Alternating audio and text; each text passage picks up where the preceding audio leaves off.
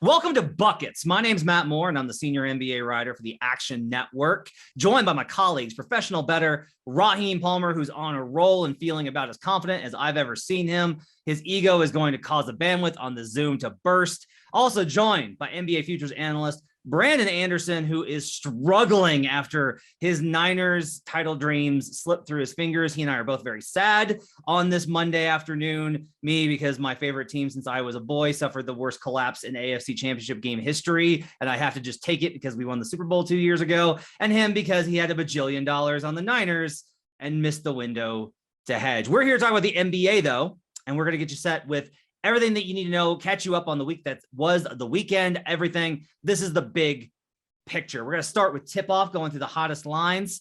We're going to get started, fellas. Let's go ahead and just jump right in here. Oh, and a reminder, everything that you need to know to bet anything in the NBA or any other sport can be found in the Action Network app. You get up-to-the-second information on money, bet totals, projected lines, props, futures, all of it. Check out the Action Network app. All right, the first thing off the top, guys, this Monday morning was confirmed that the Utah Jazz have lost Joe Ingles for the season. He suffers a torn ACL. Ingles at 34. This is a devastating loss for the Jazz on multiple levels. Not only was he a big part of their locker room presence on the court, they would use him in second unit lineups with Gobert. It allowed them to stagger having a primary ball handler. Now this means more Jordan Clarkson. Capital yikes. And he was their biggest trade asset. I reported last week that the Jazz have been using Ingles in trade talks around the league. There was some discussion with Boston on a Josh Richardson deal that never really kind of got very far, but that was the level of player they were looking to add to try and add another wing defender since this team struggles to defend so much. Brandon, I'll start with you. Does the Joe Ingles injury change where you're going to be at on Utah? Not night to night, but futures, playoffs, considering them as a serious Western Conference threat? Yes and no. It does. It for me, I think of the three of us, I clearly have been the last one standing in the Jazz corner of guys, still the Jazz can do this thing. And over the last week or two, I've just been slowly losing faith. And for me, not necessarily because Ingles is so important. He's important. I think he's maybe their fourth best or most important player after the big three. I would put him ahead of Bojan. I thought he should have won Sixth Man of the Year last year, of course, as we know. But for me, his loss is not the reason that I'm out on the Jazz. It's more like it's the final nail in the coffin where I was teetering. I was getting closer to being out on them. And yeah, it's a double whammy. He had lost a bit of a step anyways. His shooting was way down this year, but the role that he played for that team was so valuable. And even if it wasn't going to be that he was good, his trade asset to bring in that different piece to something to mix it up, because Matt, you've been saying all year, something's not right. And I've finally been getting there the last couple of weeks and thought, okay, well, I'm excited to see where Joe ends up. Could he help this team or that team? And who could come in to kind of change things up for Utah? Now you get neither here nor there. So it's not that Joe Ingles is the reason that the Jazz can't compete, but it was such a tight rotation and such a good team the way it was, and it had been teetering. And for me, it just pushed me off the ledge here. Raheem, I think on a night-to-night basis, one thing I'm going to be looking for, I'm actually going to start shopping for second quarter spots because this means more Clarkson. Clarkson, actually, the numbers have been good for him defensively, but I think it's probably going to fall off as he spends less time with Ingles. They're probably going to be more turnover prone in those lineups without Conley and Mitchell. Mitchell's still banged up with a concussion. Hopefully he's back soon. I'm going to be looking for some first half and second half and second quarter spots, I think, with the Jazz specifically based off of I don't have a lot of faith for Clarkson to keep those units up with Ingles out. Yeah, I think that's probably the spot to attack. I'm all the way out on this Jazz team. To me, look, Ingles was the guy who could run the pick and roll. He was a knockdown shooter. He was a solid defender. I mean, we saw him lock down Paul George in the playoffs at one point in time. He was great in help defense. And this is not a team with a ton of wings. And I mean, you're looking at Bogdanovich, you're looking at Rudy Gay. Like, they're pretty short at that position. So I think they're in trouble. And it's unfortunate because they were going to use him to make a move. But the way the team chemistry is now, he was one of the guys who actually smoothed things over with Donovan Mitchell and Rudy Gobert. Yeah. And we all know about their trouble. So I'm all the way out on this Jazz team. Meanwhile, on the other end of the spectrum, teams that are thriving again, Golden State, after the bumps when Draymond first went out, they've now won 5 in a row. The Suns knock off the Spurs in a tight one to win their 10th in a row now. Phoenix unstoppable. We talked about them a lot on last week's episode about their title futures. I'm still very high on them. I've started plugging them into playoff or finals matchups a lot, various combinations of the Suns and whoever. I will ask this though, Brandon, is there something that we're missing in terms of the Suns slowing down? Like, there's still statistical indicators that basically say the Suns are great. They're not so much better than the rest of the West that this is just like they are leaps and bounds. They're a juggernaut. They can't be stopped. Nobody can get in their way. I think from a regular season perspective, the only one I'm kind of looking at is Warriors division. That's now plus 260. And I know Raheem's going to be out on it because he doesn't believe in Golden State to do anything. But I'll ask you, look, I thought there would be regression this season on the Suns. I'm going to lose that bet. I'm going to lose my under on the Suns. Are we missing anything, or is it just like, no, the Suns are too good, too consistent. They've handled injuries. They've managed everything. They're too good. Nothing is going to slow them down outside of a CP3 injury, which you really can't bet on. Yeah, I think, yes. I think that they just are that good, that versatile, that rounded. As a regular season team, I think that they've passed the test. They've proven what they're going to be. And on top of it, the team that we're talking about comparing them to on a division odds or on the 1 seed odds, it's the Warriors who have their injuries already. Like, maybe Chris Paul gets hurt, maybe Booker or someone else picks up an injury. Phoenix has mostly been healthy this year, other than Ayton, who's important, but it's not Draymond important or Steph important. So I think the Suns just are what they are. And I want to see what happens when they inevitably get, somebody. CP or Book is going to miss a few weeks for whatever reason, because that's just how this goes. I want to see what the team looks like then. I do think we're giving them a little too much credit for just being healthy, where some of these other teams match them when healthy, but haven't been as healthy. And that's all right. But for the regular season, for regular season awards, for the division odds, it's hard to see how it's not them at this point. For me, the Warriors kind of staying close. The one thing that does for me is not about the Suns. It's that the Warriors, this win streak they're on is good for Draymond and it's good for Steph for those individual awards. Has nothing to do with either one of them actually being the MVP or Defensive Player of the Year. But we know you got to have wins, and that's part of it. And winning these random couple games here and there that they maybe would have lost is going to matter at the end of the race for those. I will note that with the Suns, they've had sporadic injuries. So Aiden's been in and out of the lineup pretty consistently all year. Jay Crowder's missed the last couple of games, just one of the reasons I was kind of on the other side on them, because I think he really is important. JaVale McGee got hurt, but it's been crazy. No Dario Saric. Well, we got JaVale McGee. JaVale McGee gets hurt. Well, we got Bismack Biyombo. It's like just whatever they need, they found the guys that they need to get it done. I'll also say, like, the Suns are aggressively looking at the trade deadline to try and upgrade. Raheem, I will ask you though this: the fact that Golden State, because you were like, I don't know what they're gonna do when Draymond went down. They've won 7 out of their last 10, 5 in a row. Kind of a reminder that Golden State's still pretty good. Yeah, I probably overestimated it, but at the same time, I still don't trust this team to have enough offense when it matters. Look, to me, I'm still at the point where you got to prove it to me. Look who they beat. They beaten the Rockets. Sure. They beaten the Jazz. I give them credit for beating the Mavericks. They dominated the Mavericks, but they beat the Nets without Kyrie and Harden. They beat the Timberwolves, who were on a back-to-back, and they were missing some guys. So to me, this stretch, it's impressive, but it's not that impressive to me. And I think when it matters and you playing tough playoff defenses, I need to see this offense when it matters. I need to see what Andrew Wiggins is going to do. I need to see if Clay is still a top 25 guy. I need to see what Poole or Toscano Anderson is going to do. Notably, Golden State has the 24th toughest remaining strength of schedule in the NBA based off of opponent record. So kind of an easy end to the season for them. But the Suns come in at 26. They're below the Warriors. So they have an even easier schedule the rest of the way. Moving on, let's talk a little bit about the Nets. So the Nets lose Marcus Aldridge. He's having an MRI done on his ankle, so he's banged up. Obviously, no Kevin Durant, no timeline for his return. James Harden has missed time with injury. Kyrie Irving can only play in away games. Guys, the Brooklyn Nets are now in 6th place in the Eastern Conference. They are a game up on the Bucks in 5th place in the loss column, but they are behind them in the standings. And the Nets, shockingly, are only 3 games up in the loss column over the Charlotte Hornets for the 7th spot and a play-in spot. Both the Hornets and Raptors only 3 back in the loss column. And yet, you go to any book, you look at title odds, there's the Nets. I have to ask around about this because I'm at the point of being annoyed by it. Raheem, I'll ask you, is this just the money that they've taken on?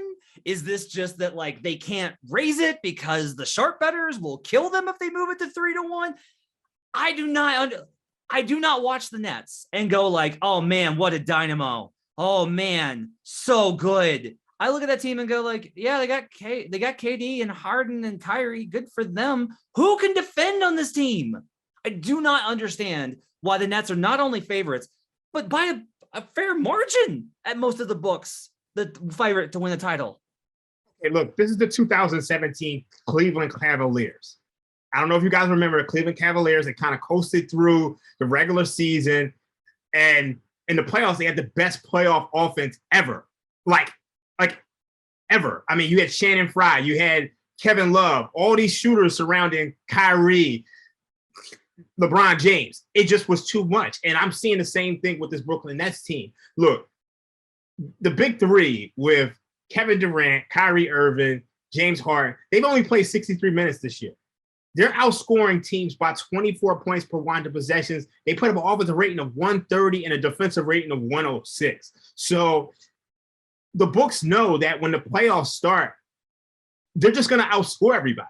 And that's kind of all that matters. So I just think you don't want to raise that and create so much liability for themselves, especially when you look at the rest of the landscape of the Eastern Conference. The Sixers are on a run. They're probably going to win the Atlantic Division, but there's no Benjamin. The Miami Heat, who I love, they're solid. Are they going to be able to score enough? The Milwaukee Bucks. When you look at last year, I love the Bucks. And we all know that they went to the NBA Finals and Giannis, he transcended the game and everything. But if Kyrie doesn't get hurt, then that's probably close out that series. So I think they're being honest, and I think it's fair to do so. I'm not with you. I can't go here. I think this is wrong. I do not think the Nets should be the favorite to win the conference, let alone the title. Like, well, let me ask you this. Suns, Nets? Do you think the Nets should be favored versus the Phoenix Suns? No. So this is what I'm saying. No. I continue to be like this. I think this line is wrong. I'm willing to be wrong if all that matters is 3 guys scoring and no one else on the team matters, just 3 guys. This is not the NFL where one position matters, where one guy matters more than everything else. So totally unrelated. Brandon, I'll just ask you then. The Nets, like, are we ever gonna? Do you? Why are we not hammering?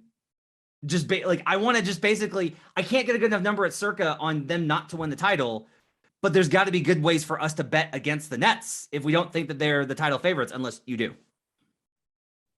I just don't know if we've really learned anything about the Nets this season that we didn't think about them coming in. We've learned that Kyrie can play half the games, so that's a positive. And that's really the only thing we've learned. We've learned that James Harden is not completely overweight and terrible. He's gotten better, so that's a positive.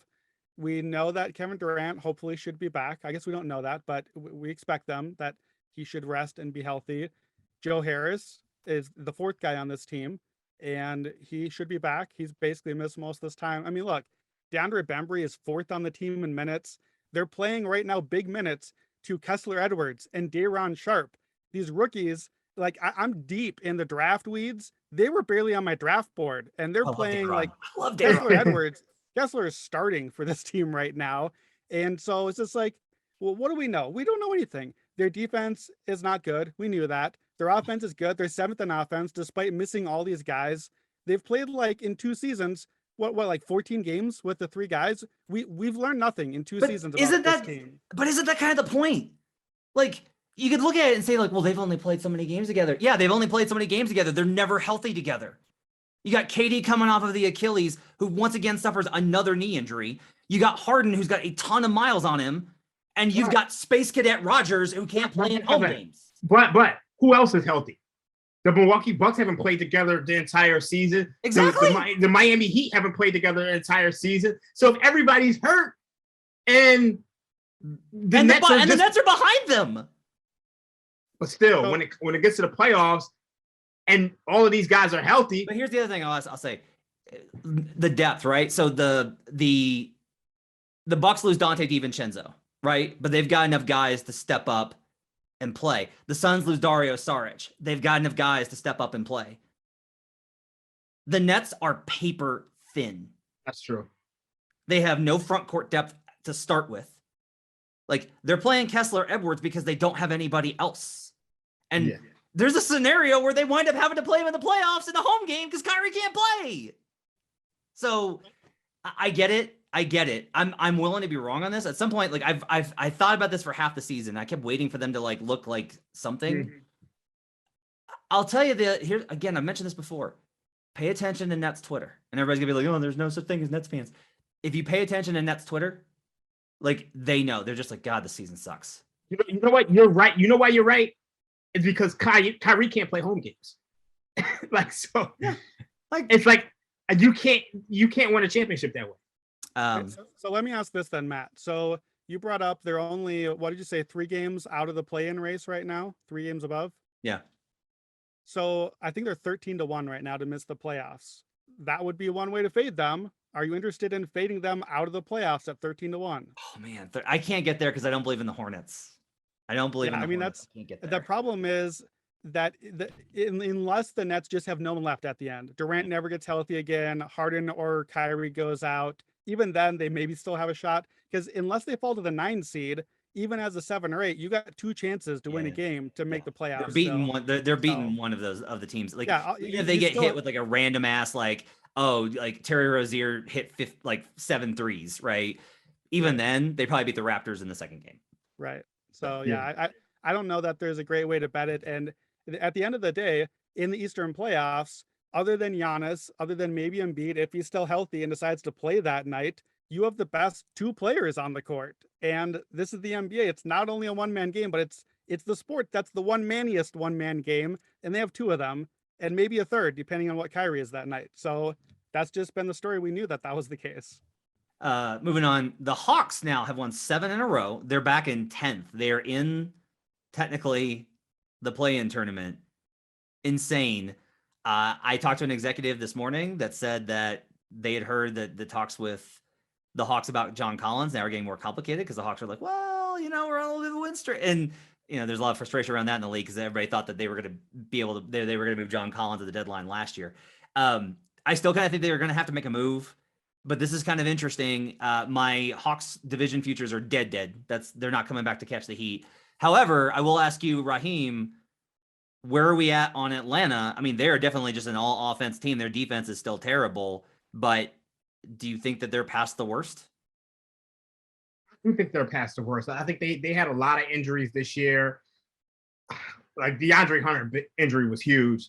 And I mean, they got hit with a ton of COVID losses. And I think right now they're rolling. So I do think this is a playoff team. I think they'll probably pass the Raptors or the Hornets to me. But besides that, I don't know if we're going to see what we saw from them last year where this team is making the Eastern Conference Finals. I'm not buying them that way just because the defense is so bad. Brandon, can you look up what the Hawks to miss the playoffs is right now while I'm talking? So yeah. I have it actually because I looked that up earlier. So at DraftKings, they are plus 110 to make the playoffs. They're minus 135 to miss. Ooh, okay. Huh. Yeah. So because I looked at that in thinking about this, and all my notes before looking that up was, oh yeah, the Hawks are fine. They're gonna be there. They'll win a play-in game against whoever those teams are. They'll make the playoffs. And then I saw the number and I was like, they're not getting out of the play-in. So now I have a chance to fade them the play-in, and they might only get 1 chance if they're only the 9 or the 10 seed, or they get 2 chances. I think I might rather take the minus 135 on the no, given the number. So one team that they'll probably be competing for that play-in spot with is a team that I want to talk about because they got an absolutely thriller of a win on Saturday night. In triple overtime, the Toronto Raptors outlast the Miami Heat and get a monster win. The Raptors now have improved to 24-23 on the season. This is after they've gone 4-6 in their last 10. This team goes on streaks. I don't know what to make of them. They're absolutely inconsistent, but in that game, Fred VanVleet took over down the stretch. I legitimately think that Fred VanVleet has been an all NBA caliber guard this season, and that's with a lot of competition. I think that he's been that important to Toronto's success, and I think that needs to be mentioned. Siakam is playing great, even though I'm not very high on his overall game. They are getting contributions from so many guys that they always do, and they're exceptionally well coached. So that leads us into the big picture. And this big picture this week is playoff sleepers. We're going to play a little game of bet one, pass one, fade one. I'm going to give you 4 teams, and you have to bet one on some sort of like future. You have to buy in on them essentially. You have to fade one in terms of saying, I'm going to be against this team in the playoff series. And then you can pass on one and just be like, I'm good with where I'm at. I want to see where the matchups come down. For the East, we're going to talk about Miami, Philly, Chicago, and Cleveland. And the reason I bring up the Raptors in the context of this is, 1, they beat Miami, who continues to be inconsistent. And 2, some of these teams may wind up having to face the Raptors depending on where they finish in the standings. And if Raptors get the 7th seed, I'm a little worried that they're going to be disruptive. But between Miami, Philly, Chicago, and Cleveland, Brandon, I want to start with you. Bet one, pass one, fade one. Heat, Sixers, Bulls, or Cleveland. So I'll start with bet. I'm going to bet the Heat. Despite the triple overtime loss, I like the way this Heat team shapes up. Their top 7 offense and defensive rating. They're 5th in net rating. They're the 1 seed right now. And they're all those things despite a half season from hell, basically. They have lost 18 Jimmy Butler games, 25 Bam Adebayo. That's half of the season from him. They've lost 11 Kyle Lowry games, 9 from Tyler Hero. Duncan Robinson only shoots and couldn't shoot for most of the season. Jimmy is 5th on the team in minutes. Bam is 9th. And despite all those things, they still have those pristine metrics and they still are the 1 seed. So I think that that's going to give them a much clearer path in the East. Yes, the Raptors, Celtics, those teams could be dangerous, but there's a clear 6. You want to be the 1 or 2 seed. You don't want to face one of those 5 or 6 seeds in the first round. That could be Milwaukee or Brooklyn, the way things are shaping up. So that's a good spot for the Heat. I still like Spoelstra for Coach of the Year. This bench, we didn't know what it would be, but Strus, Vincent, Yurtseven, these guys, this is what Miami does. They develop guys so well. I just think when we get to the playoffs, we know they'll defend well. I think that they have enough offense, but that's the question mark. But they've been there. They will feel confident because of Jimmy Butler and because of who they are, their ethos as a team. If it's the Milwaukee Bucks, they know they beat them 2 years ago. If it's the Nets, Jimmy Butler is going to Butler and Bam, like they're not afraid of anybody. And I just think, I don't know if the Heat can beat both of those teams in back-to-back series, but they might not have to. And I think they absolutely could beat one of them and would be alive to get to the Eastern Finals or the Finals again. Still plus 550 to win the conference, which is, I understand why, right? Like they're looking, the bookmakers are like, well, you got the Nets, who we think are the best team in the league. You got the Bucks, the defending champions, and then you got the Sixers, right? And so Miami. But Raheem, we talked about the offense, and the offense was a struggle for much of the season. And like, look, they had issues in that Raptors game, but they are up to 11th in half court offense. This team can grind out points when they need to. The biggest thing is that, like the Boston Celtics in the Paul Pierce era, they can just grind out these offensive possessions. You know, it's tough baskets with Jimmy Butler and Kyle Lowry and a few threes from Duncan Robinson. They may trade Robinson. That's on the table, I think, with how much they like Max Strus. But I want to do it this way. Raheem, of the bet, pass, fade, let's do your bet. Of those 4 teams, who do you want to bet on? Probably the Miami Heat. And I think Saturday's game said a lot about this team. Look, the Raptors were well rested. They had off since Wednesday. The Heat were playing their 3rd game in 4 nights. And Jimmy and Butler really, really impressed me. He was the best player on the floor. They had a lot of length on him with OG and Pascal really guarding him up and causing him some problems. But he was doing everything. 14 of 26, 53% from the field, 37 points, 14 rebounds, 10 assists, 3 steals, 2 blocks. I mean, he absolutely put the team on his back. And when you look at this Heat team, we know that they're one of the better defensive teams in the league. We know that the Nets can't defend. We know that the Heat are they kind of had the recipe to be able to defend this Bucks team. They're 6th in defensive rating, and they're all the way up to 5th in defensive rating. This is the number 1 3-point shooting team in the league. You guys mentioned Max Strus. We got Tyler Herro, 6th man of the year. Duncan Robinson. Kyle Lowry's been out of the lineup. They've had so many different injuries. We don't even know what's going on with Oladipo. He could come back and really contribute. So I think they're the better team out of Miami, Philly, Chicago. Like I got to bet. I think they have a real shot at possibly causing some problems and being a sleeper in the Eastern Conference. So like I've already bet on the Heat, so I can't really like argue with this assessment. But for the purposes of this thing, I will go ahead and tell you that of those 4 teams, the one I want to bet on from a playoff perspective, I'll be betting, I think, the Cavs series by series, not to win, but when we get into playoff season and then we're looking at things like series spread, the Cavs are going to be like, it's going to be 4-1 on all of those. It's going to be like -2.5 on any team that they face. And I think the Cavs are tough as nails. They got the 18th ranked offense adjusted over dunks and threes. I get that. I think they have a generational player in Evan Mobley. I think they can attack with Jared Allen. I think that JB Bickerstaff is coaching his face off. I still think he should be coach of the year. I like Darius Garland to get tough buckets. Like they have guys, and I think this team makes a move at the deadline to add a wing. Like they got trade assets they can use. If they get one guy that can create a little offense on his own, I really think that there might be something there. One more thing on Miami, though. You know who's coming back soon? There's already been rumors, burblings, noise. Victor Oladipo. Oladipo is probably going to wind up coming back at some point this season, and getting another guy on offense that can create and shoot, if he can play at all, it's going to be huge for Miami. Brandon, what team are you going to pass on? What team are you like, look, I'm not against them. I don't want to bet them. Yeah, no, I'm against them. I'm against them and not betting them, and I'm passing on the 76ers. Okay. I'm out. I'm out on Joel Embiid. The playoffs are the games that matter. Joel Embiid likes to show up for the games that don't matter. So it's a one-man team. There's no Ben Simmons. He ain't walking through that door. Tobias Harris is not having a good season. Seth Curry is, I think, their second best player right now. We got the corpse of Danny Green logging some minutes on nights. There's just not enough there. I don't trust the offense, and I don't trust Embiid to show up night after night in the playoffs, week after week, round after round. To me, Joel Embiid as the MVP favorite. The Sixers surging up the ranks right now. This is just a clear sell high spot for me. So I certainly, looking at like a buy, sell, hold sort of thing, this is an easy sell spot on the Sixers. Not that they can't do it, but I don't trust just Embiid to carry them through 3 series and get to the finals. So they're a team that I would be looking to fade, because at any point, Embiid's health, we know, just doesn't hold up for a series, and if he's out, the team is sunk. Like they're not even barely a playoff team at that point. So I'm out on the Sixers. I'm selling. This is a spot where you sell high on the stock for them. Well, I ask you, is this a spot where, is there a team, because you want to pass on them, is there a team where you would be a little bit like, you'd be like, no, I like the Sixers in that matchup, whether it's Chicago or Cleveland or whatever?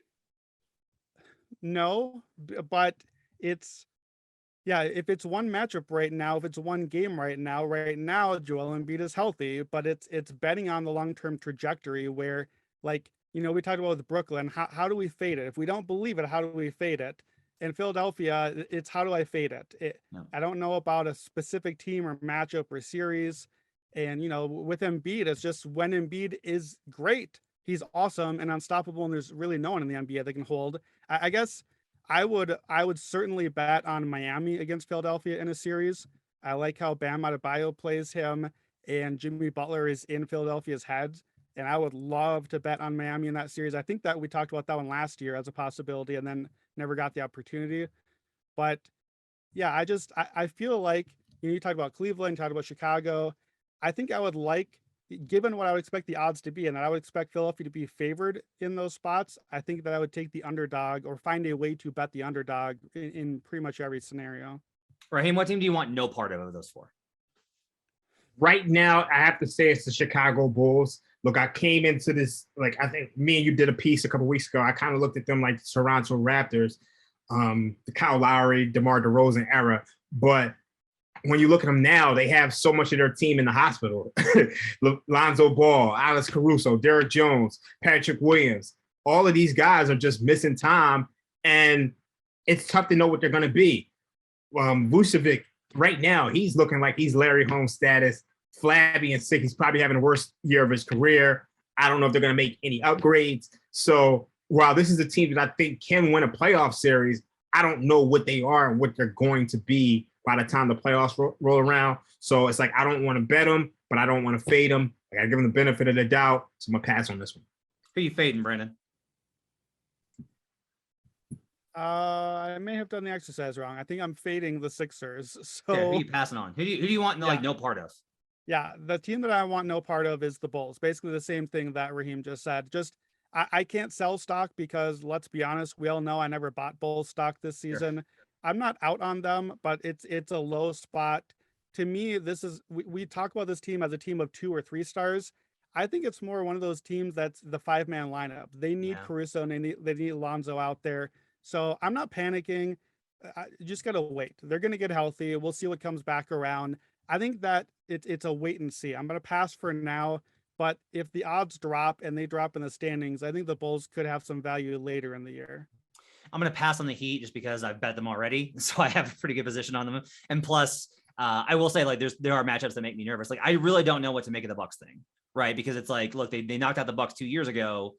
The Bucks swept them last year. They're a better team this year. Both sides of that matchup, Bucks fans and Heat fans, feel very confident about that matchup. And I think that's really interesting. So I'll pass on that one. Yeah, I'm going to fade the Sixers. Look, I've mentioned this before, Bam Adebayo, 6-3 record.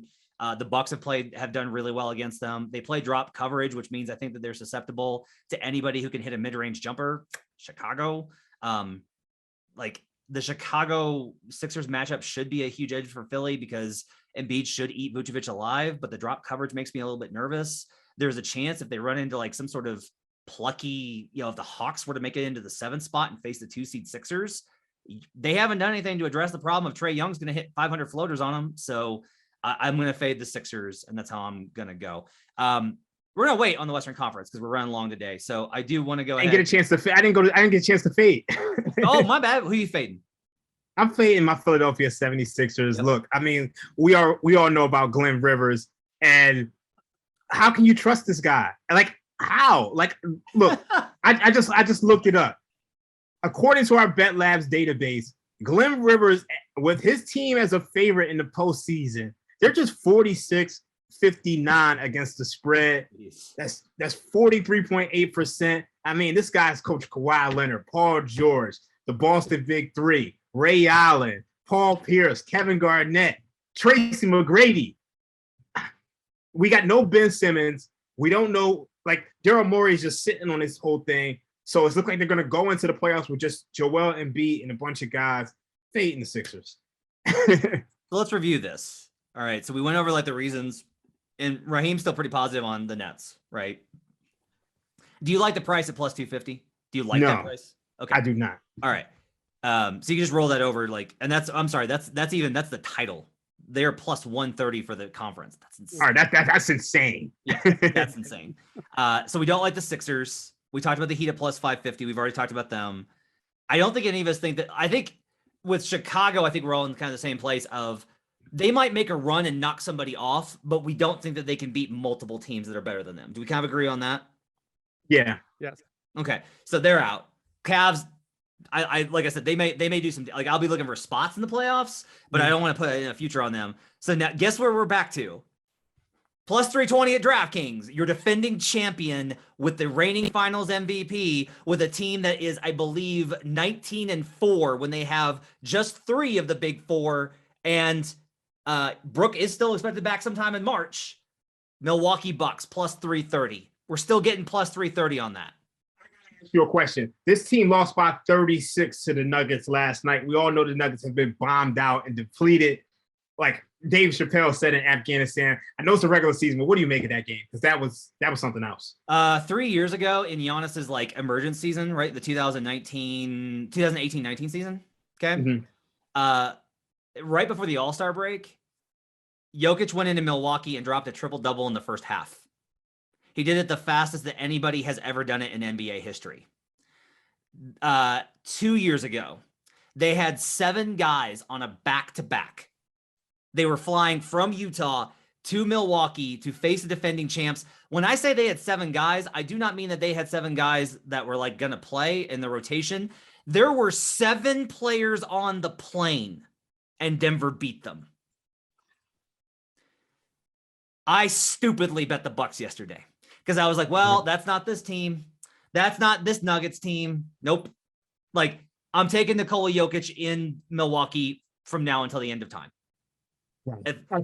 So just to be clear, we shouldn't overreact to what the Bucks are doing. They're 7-8 in January right now. So this is just a post-championship hangover blip in the road. That's what so much of this I think is Drew. When Drew's out, they are not like if they have 2 of the 3, they can't. When they have 3 of the 4, now they've lost like 2 of these, right, with the full guys.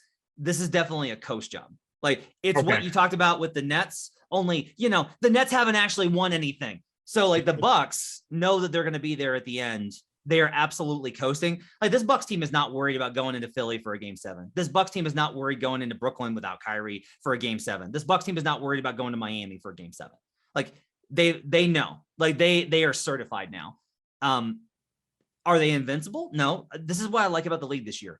No one's a juggernaut. Phoenix is the closest thing to it. We talked about them, but no one's a juggernaut. And the best thing for us is that means we're going to have lots of opportunity to get quality bets in.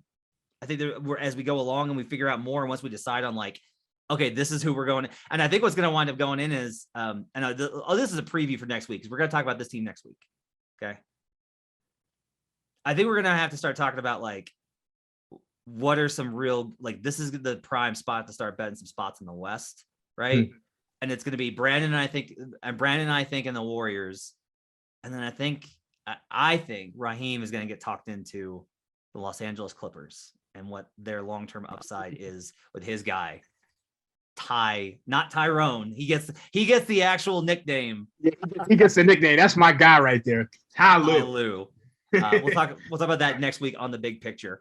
And 7:00 Eastern on Tuesday and Wednesday is our workshop. For Tuesday, we go over the Wednesday bets. For Wednesday, we go over the Thursday bets. It's me and Raheem doing the workshop, deep dive, how do the numbers look, how to bet the spot, all those type of things. It's live on YouTube and then in your feeds the next day. Thanks for joining us, everybody. Make sure to hit us with those 5-star reviews. The NBA season is in full effect now that the NFL conference playoffs are over. Make sure to check out Raheem and Brandon's work on the Super Bowl over at Action Network and the Action Network app. Thanks for joining us. Let's get buckets.